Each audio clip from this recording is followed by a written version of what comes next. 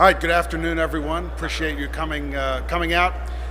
Look, what we heard from the governor today is obviously a proposal, and I emphasize that we talk about the budget address, but what it really is a proposal with ideas that he has in terms of the numbers that we'll be looking at as we vote on a budget later. But the real work for developing the budget begins in earnest with the appropriations committees in the House and the Senate meeting, having hearings, and figuring out how to move this economy forward. What we do know about the proposal from the governor today is that it spends too much, it's unsustainable moving us into the future, in future budget years, but it also doesn't do enough in terms of policy to grow the economy. I understand that the governor has optimism, as do all of us, about the future of Pennsylvania's economy, but it doesn't take an economist to walk into the grocery store and realize we have a problem, or look at our energy production in the state and realize we have a need. One of the single best things we could do to ignite the economy in Pennsylvania is to unleash our energy industry. And the first thing that comes with that is getting us out of RGGI, the Regional Greenhouse Gas Initiative, and ensuring that nothing even takes its place, that we allow our energy producers and providers to really grow here in Pennsylvania, ensure that we're not losing in the competition to Ohio and West Virginia and other surrounding states.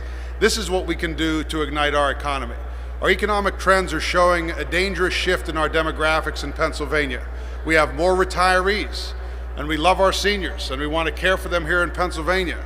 But we also need a strong workforce, and we need a population that supports the jobs of the economy that we need moving forward. We believe that starts with energy production, and those kind of policies is what we will look at as House Republicans to ensure that we are able to move this economy forward. That is the only thing that will sustain budgets moving forward. And with that, it gives me a great privilege to introduce our Appropriations Chairman, Jim Struzzi. Thank you, Leader Topper, and good afternoon, everyone. That was quite the budget address that we heard today. A lot of spending, but I don't think the governor actually quantified how much he is going to spend. His proposal, his request for spending increases to $51.4 billion over the next year, a $3.6 billion increase from his request last year, 7.5%, at a time when we only expect revenues to grow by $1.3 billion. So where is that money coming from? The governor has proposed some new taxes, as I'm sure you heard, taxes that don't exist currently. So essentially banking on revenues that we don't have right now, draining our surplus to zero, and taking $1.6 billion from the rainy day fund. We understand there are needs out there and obligations that have to be met, but that is not sustainable. Moving forward, we will see the rainy day fund gone in 2 years. We will not see a budget surplus, and in fact, we will most likely see a deficit. So the only solution, as Leader Topper indicated, is either to raise taxes or raise revenues. We see the most viable solution to addressing this gap as unleashing our energy industry. We know that billions of dollars in investment have gone to other states since RGGI was first proposed by the previous administration. This governor had a chance to get rid of that, knowing full well the impact it's having on Pennsylvania, but he chose not to. And so here we are today looking at revenues that aren't meeting our expenditures, and a governor who's proposing a $51.4 billion spending plan. What does that mean? Just to break that down so people can understand just how much money $51.4 billion is. That's $141 million per day, $5.8 million per hour, $98,000 per minute. That's roughly $20,000 more per minute than the average family in Pennsylvania makes as a median income. That is excessive. We either need to rein that spending in or find a way to pay for it. I think we need to do both. The spending has increased dramatically over the last 10 years. We need to begin the process to rein that in, unleash our energy industry to increase revenues, and then we can truly meet the needs of our communities, the needs of our Commonwealth moving forward. But as it stands right now, this is not sustainable, and we do understand that this is the beginning of the process, and we will break this budget down further during the appropriations hearings coming up in a few weeks. But as it stands right now, I think every taxpayer in Pennsylvania should be very concerned with this spending proposal.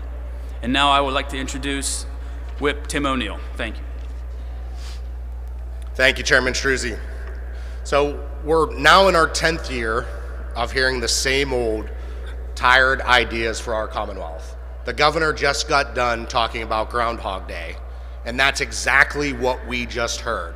It's just the repeat of the same failed policies that come straight out of the Wolf administration. Budgets are meant to solve problems, not create new ones. Under Governor Shapiro's leadership, we've been placed behind most of the nation in job growth.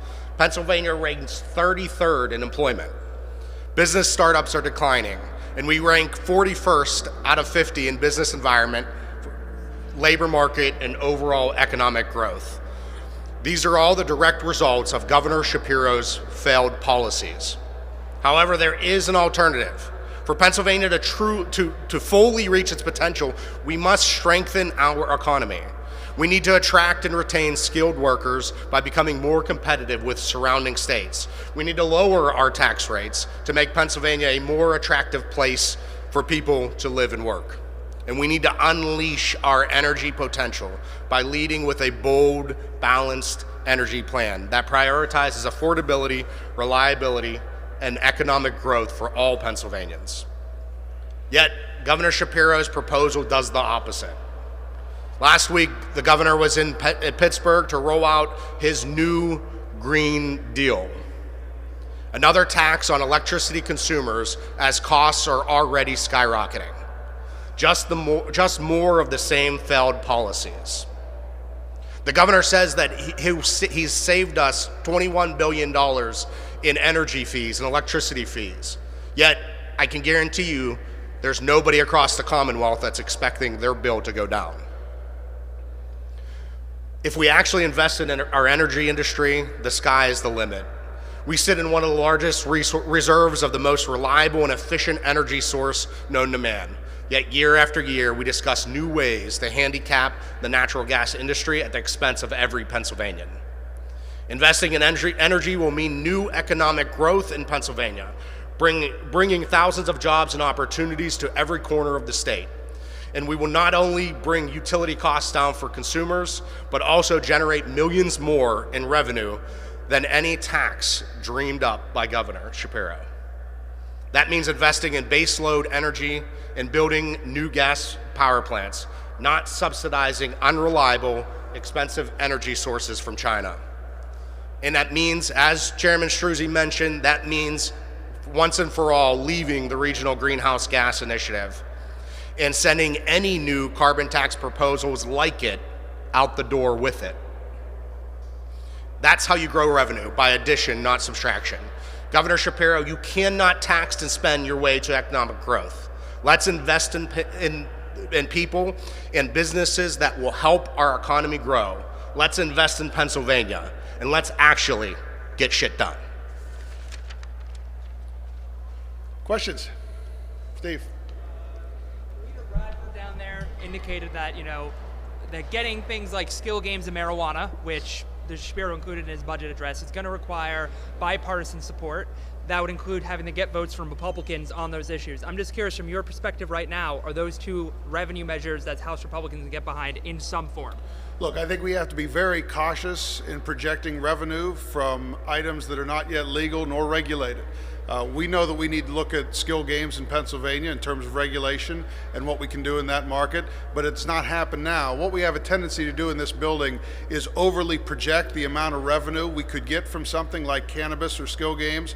So until we actually get support, and I do believe, I agree that with Leader Bradford, it will have to be a five-party deal that is worked out. The governor is the one who can bring those deals together. But as of now, to project revenue from those two industries, I think is a large mistake and could leave holes in our budget for years to come.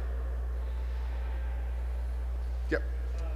Any comments on the proposal for the education spending, increasing funding to the more needy schools? There is a requirement, a legal requirement, to start bringing some balance to schools across Pennsylvania. Is this not? I've been in the General Assembly now over a decade, and we've seen increase to education funding every year that I've been here. And it's important. Education is certainly a part of what we do, and it's a part of our priority as the House Republican Caucus as well. What we also need to make sure, in addition to increasing dollars to public schools, is to ensure that each and every child has access to a high-quality education, even if public school is not the right option for them. Perhaps it's a charter school, perhaps it's being homeschooled, perhaps it's a private school. We need to do more in terms of transformational change in our education system other than just spending more money.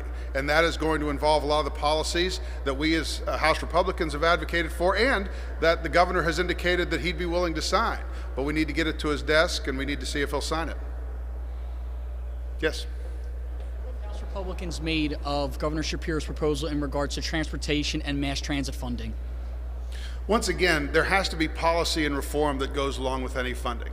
We acknowledge that there are various forms of transportation throughout the Commonwealth, and look, it is one of the core functions of government to provide infrastructure for its citizens to ensure that they can travel and goods and services can be moved. But in addition to funding SEPTA, there has to be reforms within the system, and once again, this is a five-party deal that the governor will need to bring together and ensure that all areas of the Commonwealth are equal in that regard. Agreement to do trans or do marijuana, do skill games. Would it be easier to get to a five-party agreement if the governor wasn't a ambitious political figure in his own right? Well, I'm not going to speak for the governor. All I'll say is the same thing that my counterpart in the Senate said, Senator Pittman, which is there is one person that has the ability to bring those deals together, and that is the governor.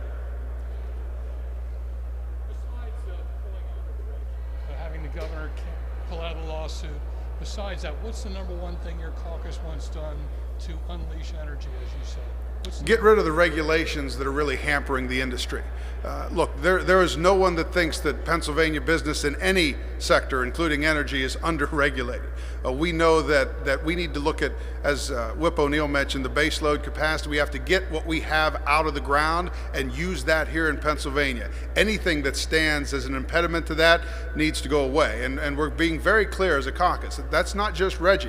That's any plan that looks or sounds or is, in fact, like Reggie, which is a carbon tax, which will certainly hurt that sector. And what it really does, it provides instability in the market so that there is no generation going on here in Pennsylvania. Look, we are a couple years away from a potential energy crisis. That is something we can agree upon.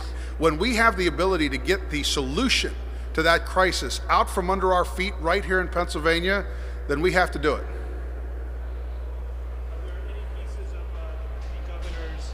Energy plan that you actually support, such as some of the tax incentives for producers?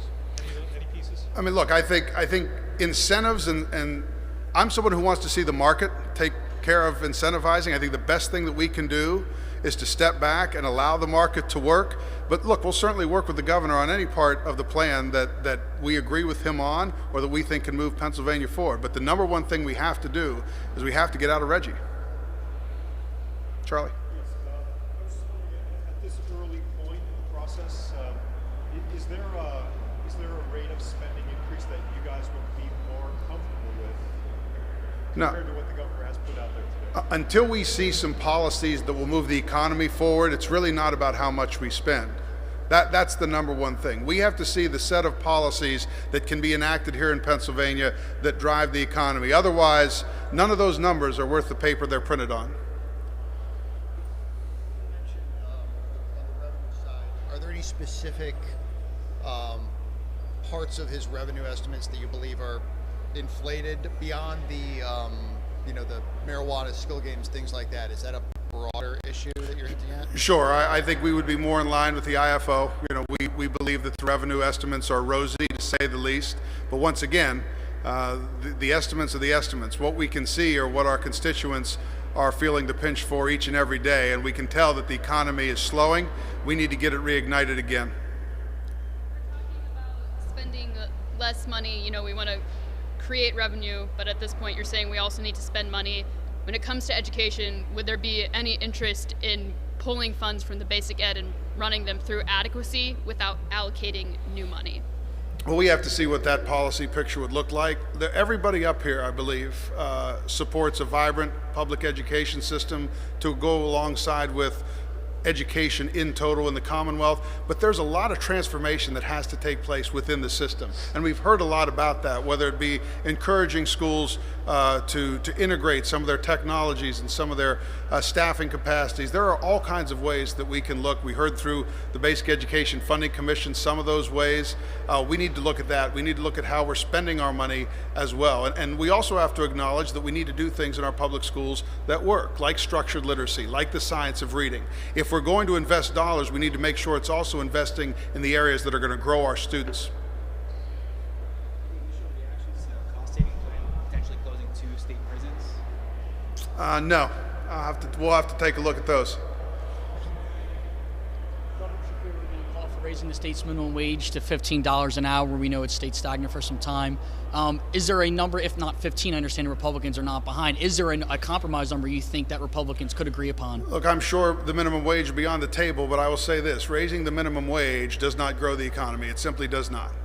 It does not drive the economy in the way that we need it to here in Pennsylvania, but I'm sure everything will be on the table over the next few months. Are there any things off the top of your head that you think you would be able to cut and that would get you to a balanced budget point or get you to a point of not drawing down on the balance or the rainy day balance? Look, we're not going to use the governor's proposal necessarily as a spot to say, well, we would do this a little differently, this a little differently. We'll look at that over the next couple weeks in appropriations. What we do know is that the projected level of spending, regardless of which programs, and there's a lot of good programs we can talk about and a lot of good ideas, but if you can't sustain them into the future, then you have a problem. That's what we have to look at, is the sustainability. Whatever the number is, it has to be sustainable moving forward. Once you establish that, then you can look at which programs are working and which ones are not as well. All right, thank you, everybody.